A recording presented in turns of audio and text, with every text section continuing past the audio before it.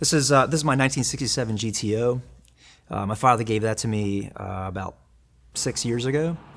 He was diagnosed with early Alzheimer's and wasn't able to drive a car. He was an avid muscle car guy.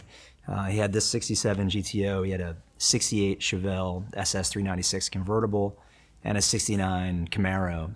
Loved them. They were his babies. This was his favorite, and so he gifted that to me when he was no longer able to drive them. So I had it for about 6 years. It's been at Ellington, Remington for those 6 years. And it's been a special part of my family and my life.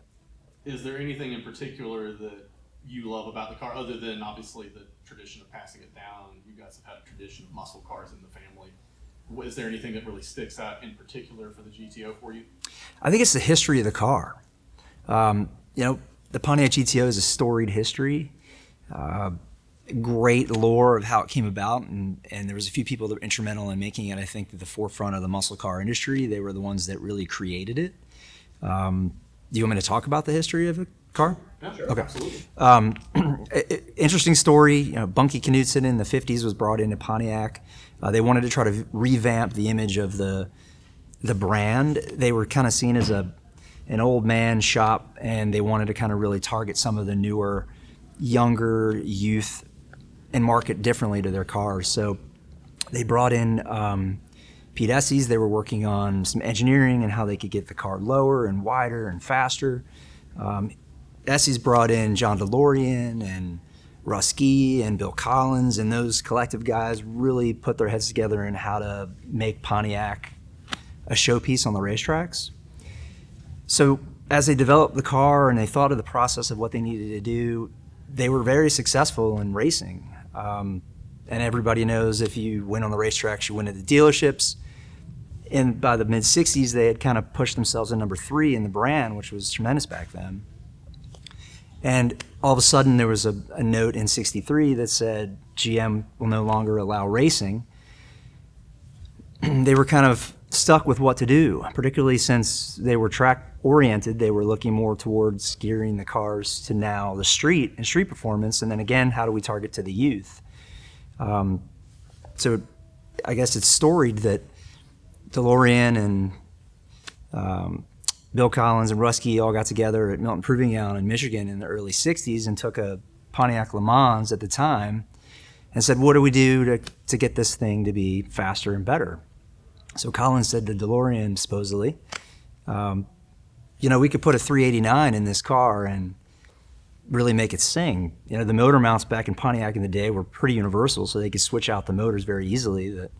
The standard motor on the Le Mans was a 326, so it was a pretty big boost. So they did it, they ran it, they loved it, they had a bunch of fun with it, and they kind of came up with the idea to market this car as a new car. The problem was that, at the time, there was an edict that said you can't have your car's weight be more than 1 cubic inch of displacement for your engine size. So at the time, the intermediary body of the Le Mans only would put out a max 330 cubic inch engine. So their standard was 326. And the reason they kind of thought about, if it's a standard offering, how do we get around it? So there was a loophole in the offering. So they said if we offered as an option, they could get away with it and offer a larger engine as an option on the Le Mans standard. So they jumped through that loophole and kind of did that. So from what I understand, is DeLorean coined the GTO phrase, the name of it. He took it from the Ferrari, the 250 GTO, and borrowed the name GTO, the Gran Turismo Omologato, or Gran Tour Homologated, and borrowed that for the name of the Le Mans. So they put that badge on as an option in '64 and '65. So they started that as an option to the Le Mans. They kind of built a following with presenting this as an option. It was a less than $300 option in 1964, I think, to get a bigger engine. So they moved that 326 to a 389. So it was very popular. They went to Jim Wagner's. They said, let's market this thing. Let's get this out there. They thought they would take an order for 5,000 cars total. They put it out there, and it just went gangbusters. So '66 was the first year that they changed from the Le Mans to the GTO as a separate offering. So the car became its own offering in '66. That was the year that the orders just exploded. I mean, they built almost 90,000 66 GTOs at the time. This is a 67, so it would be the last year of the first generation of GTOs. Second generation started at 68. So it was the second production year as the GTO was offered under the standard offering of its own car outside of the optional Le Mans.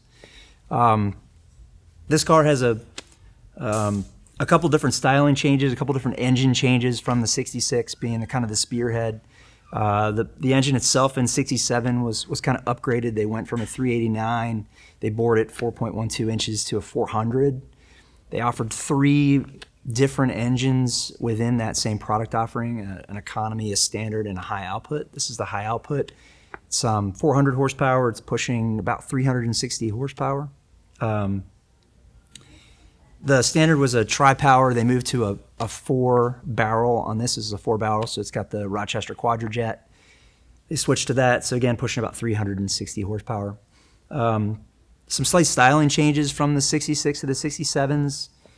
You see the front end has the quintessential Pontiac stacked headlights.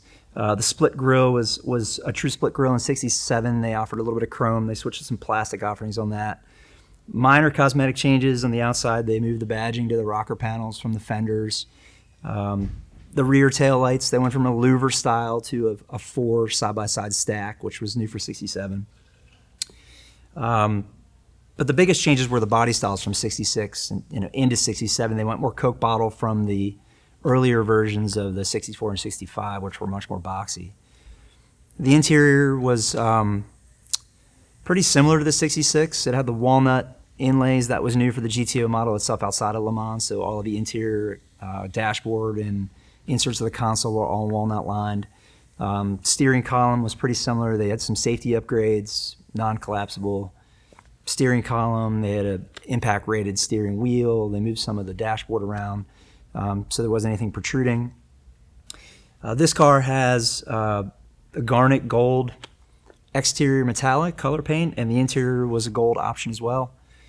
They opted for the rally cluster gauges, which was an option, which gave the tachometer and speedometer more visibility in the dash. This car also has a vacuum pressure gauge that was a dealer installed option as well. Air conditioning was also as an option in this car. They had that. It does have normal lap belt, seat belt. 67 did offer the actual shoulder belt as an option, but this car did not have that. 1967 saw about 85,000 cars being built approximately. This is the hardtop version of that car, which was the most number of cars being built in that. They offered a convertible and a hardtop. A convertible and a sport coupe version of this car, which were much more limited in production. So there were a bunch of these cars that were put out, but to date, there's not a lot that are still in this great of condition. So fully restored. It was rotisserie restored back in the early 90s. My father acquired it in the late 90s. So for a car that's almost got a 30-year restoration, it's still in pretty great condition. I think one of the greatest things I mentioned about this was just the history of how I came to get it and what's important about it in our family. It was passed down to me, as I had said, and I got to drive it. It was a great way to remember my dad, have our family kind of remember him. We'd jump in it and drive around town and roll the windows down and play the Moody Blues. He loved the Moody Blues, and kind of throw a prayer up to him. But it's a great way to kind of have a memorial for him every time we see it and every time we drive it. That's awesome. Checked a lot of boxes. I mean, is there any story in particular that jumps out, from a personal experience with the vehicle? Like any one memory that really jumps out at you? I mean, you touched on a lot. Yeah. Stuff like that. Yeah, I mean, a couple. There's 2 things that kind of really come to mind. One, in general, it's just the remembrance of the car itself. I always remember coming in the garage. My dad always kept his garage meticulously clean. You could eat off the floor. The cars were always pristine. and I would open the car door and come home from college and, let's go for a ride, Dad, let's go for a ride. and open the door, and the smell of the interior, that smell, I can remember. I can smell it in remembrance today, and it's uncanny that even to the date, whenever I open the door, I still have that sense of that smell from the interior of the car that just reminds me of being there with him and there in that garage. And it's amazing after all these years, and even a different place in a different state, it still has that same smell. And that always just reminds me of him. But just fun times, like learning how to drive it, him teaching me how to drive it, and learning how to drive the 4-speed. And, at the time it was, way different than any other normal 4 or 5-speed at the time. The automatics were just, or the manuals were just, completely different with the clutches. So just driving around town and watching with his arm out the window and a big smile on his face, and us driving around town and having everybody beep and, honk the horn and wave and just watch was just so much fun. And even now, driving it around town, and you'll stop for gas, and it's every single time you'll have someone come up to you, oh, hey, is that a 67? I had one, or my brother had one, or my neighbor had one. And there's always, someone coming up to talk about it, and they have a story of how they knew what it was. And it's just this camaraderie with everyone that just has this, love for these old cars. And it doesn't make a difference, who you are or where you're from or any of that. Everybody has that love, and everybody has that sense of community when it comes together for the car. So it's fun to see that out and about, particularly just here. So that nostalgia that's one of those cars that if you see it driving, like, you're going to have to go see your chiropractor afterwards, because you do the whole neck turn. It doesn't matter what's going on in front of you anymore. You're just doing the whole thing. Oh, yeah. Like, holy shit, look at that.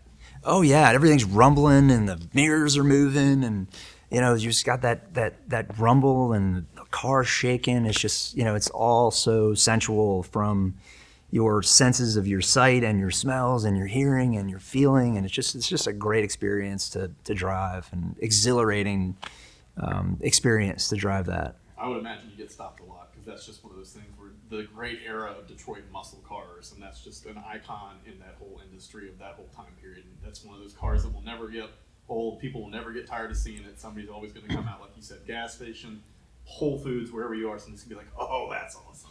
Yes, it is. And everybody, like I said, they've got a story, and they knew somebody, and you take it to a car show, and it's, oh yeah, this and that. We had one with this car and this color, and there's just amazing to see how many people, were involved in the muscle car phenomenon, and how much love that people still have for the combustion engine, and the beauty of the styling, and the days of yesterday, they just don't make them anymore that way. So it's fun. Is there anything in particular, like, about the first time you saw this vehicle? Like, explain to us the first time you saw it, kind of walk us through first thoughts when your family first got this or acquired it. What was your first thoughts in seeing it for the first time?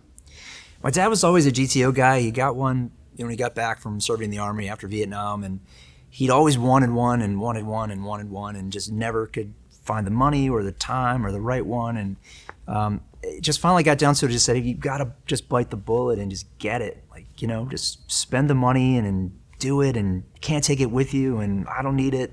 I'll make my own money. Just do for you what you want to do. And, one day he came home, he's like, I'm going to do it. I'm going to get it. I'm going to get one. He found one. They were going to car shows. They were kind of stalking different places to find them, and they found the one that he loved, and this was it. He bought it and came home with it. It was just a smile on my face, more for him than me, just to see him beaming and so excited to have purchased it, and kind of found back with his roots of what he loved from the muscle car era. So it was fun to watch him kind of be a kid again. That's awesome. Do you have any background in the automotive world? Have you always been, a car enthusiast, so to speak? Obviously, there's some background here with, your father obviously being a muscle car guy. How did that translate into your life? What was your background, so to speak, with automotive? Not much in regards to, from a novice standpoint. I just have a love for cars and the engineering and the beauty, and things that go fast and sound loud. Who doesn't love that? I kind of grew up around the car scene. My uncle would build hot rods, and my cousin was involved in that too, and my father was a restorative muscle car guy from the 60s. So our family enjoyed cars. We went to car shows. We did kind of all that growing up. From an automotive standpoint, I don't have any experience, in the automotive industry. I could change an oil, change a tire. It'd be about the extent of what I know. But just the love of, like I said, of things that are just engineering marvels and beauties of both science and art. So it's been fun to watch my uncle build them and my father restore them, and go to shows and see everybody else what they've done in their time and their money. It's an amazing investment of time and money to do that, and to watch other people have that same love has been fun. Now, why would you? I mean, obviously, I think we can kibosh that question because why this vehicle over anything else since it's family oriented. Let's see. Yeah, I would never give it away. I would, the goal is it's in my will to give it to my daughter. We have one daughter; she'll take it. It'll be a stipulation that it'd be in her will that she's got to give it to her kids. So generationally, it's just going to keep getting passed down. So that's the goal. I love hot rods. I would love a 37 Ford Cabrio or 39 Ford Cabrio. That would be my next car I would buy, but it would never replace this. That's for sure. You're going to let her drive it when she turns 18? Once she turns 16, you're going to teach her how to drive stick on this? I am. We were just talking about that yesterday. She just got her learner's permit in the beginning of January. So she's been all, let's drive. So we've been chatting about that. It's so hard to find a 5 or a 6-speed manual car to drive lately. So we said, you're just going to have to learn on the GTO. So she's like, yeah, Dad, yeah, I'm excited. And so it'll be fun to watch her learn on it. She's going to have to learn how to drive it. She's going to end up driving it and getting it one day. So she's going to need to learn how to drive it. That'll be a good dad-daughter bonding experience. I'm looking forward to that, actually. I am actually looking forward to that. That is going to be fun. Especially, this is what American muscle and torque feels like. Exactly. This is what it should have been. This is what it should have always been. Exactly. I just can't wait to see her behind the wheel. So we have pictures of her sitting in the cars before even my parents gave it to me. But it's fun just to watch her be in it and enjoy it and tell her the stories and talk to her about her granddad and do those fun things with her as a family. And we just went to the car show a couple months ago. She came with us and got to see the other cars and this car and everybody's interest in all of them. So it was just fun to watch her go through that experience and see the smile on her face. That already answered one of my questions. I was going to ask if you guys were doing that as a family, like as you did with your parents going into car shows and things like that, continuing the tradition of this long family lineage of Detroit muscle. Yes. Yeah, absolutely. We enjoy that. Love to do it more. We're going to one next month. We'll show it again. So we're excited about that. We'll go back and do that. She'll come with us and enjoy it. So, if there are any other cars you would compare it to, what would they be? And I know that's a difficult question because nothing else has that family lineage. But is there anything else you would compare this vehicle to? That's a tough question. Yeah, I mean, I would equate that to the other car that my parents had, the 68 Chevelle. My dad always drove this. My mom always drove the 68 Chevelle. So it's almost like a his and her pair in my mind. So anytime I think of the GTO, I immediately go to the 68 Chevelle. So it was kind of a his and hers. That was what I would compare it to. I mean, my parents were GM people, so they love the GM cars. That would probably be a very similar car in styling and performance and size, and clearly by Chevrolet. So you've got the GM crossover, but that's the first thing that comes to my mind would be that car. If you were to replace the GTO with anything, what would it be and why? If you were going to pick any other vehicle to say, the hell with this, obviously you wouldn't. But in the event that you were, sky's the limit, hypothetically, sure. If you were to trade this in for something else, what would that be? Is there any other vehicle that you would have other than this? I love the 1939 Ford Cabrio cars. I would love to have one of those, custom built, hot rod style, just very nicely done. That would be my car that I would want to go to without the GTO. Is there anything else? I mean, he started with one and it crossed over like Yeah, 4 different things, which was awesome. It's not bad at all. Like, you crossed over a lot of things that you checked a lot of boxes. So, is there anything else you can think? I mean, you really touched on why you have it. Yeah. Anything else you want to touch on? Yeah. Anything you want to add? Personal touches? I mean, the car as a memorial, I think, is the biggest thing for me. It was difficult after he passed away to drive it and see it, and I wish in retrospect we would have spent more time initially when we had it and driving it and enjoying it. It was an unfriendly reminder that he was sick and inevitably on his way out. So for me, I wish I could go back in time and change that for our process. So it took a while to grieve that, and then we came to grips with the loss and the grieving process, and we learned that, hey, this is a good thing, not a bad thing. Let's embrace it, let's love it, let's enjoy it, let's get in it, let's go, let's remember him, let's have him be a part of our memories. Like, he can watch us enjoy it from from heaven, and he can watch our daughter smile and our wife smile and us laugh in it and enjoy our family together in it. So it was really an epiphany to turn something that was kind of emotionally difficult into something that was emotionally positive. So it's been an interesting tool for that process, going through him being sick and passing away, and us enjoying the car, and now the enjoyment level of the car has increased substantially, in remembering who he was and what he was about, and his love for the car has only really made us enjoy it more.